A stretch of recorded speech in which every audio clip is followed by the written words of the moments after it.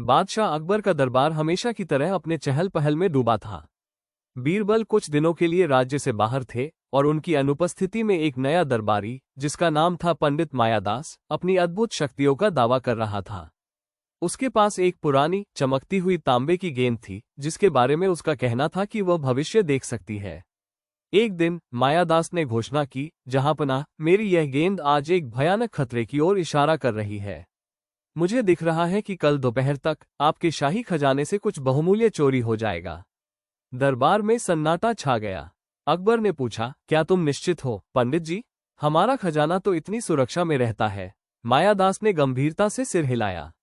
मेरी गेंद कभी झूठ नहीं बोलती। यह एक अदृश्य चोर होगा। जहांपनाह, अकबर चिंतित हो उठे। उन्होंने खजाने की सुरक्षा दोगुनी कर दी और पहरेदारों को रात दिन चौकन्ना रहने का आदेश दिया।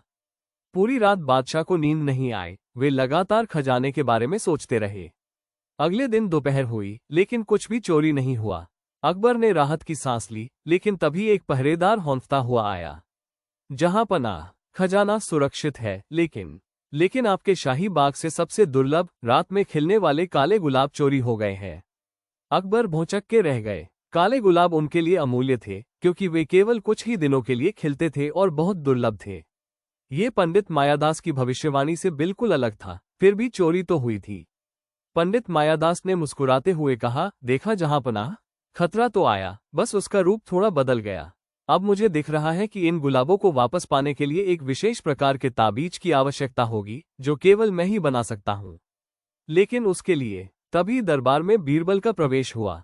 उनकी आंखों में चमक थी। उन्होंने पूरी कहानी सुनी और शांत स्वर में बोले, जहांपनाह, मुझे लगता है कि इस चोर को पकड़ने के लिए किसी ताबीज की नहीं, बल्कि थोड़ी सी बुद्धिमत्ता की आवश्यकता है। अकबर ने आशा भरी नजरों से बीरबल की ओर देखा। तो क्या तुम्हें पता है, बीरबल, ये चोर कौन है? बीरबल ने रहस्यमय तरीके से मुस्कुराया।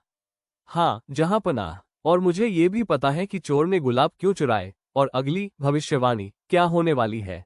दरबार में मौजूद सभी लोग उत्सुक हो उठे। क्या बीरबल इस रहस्य को सुलझा पाएंगे? और मायादास की असली मंशा क्या थी?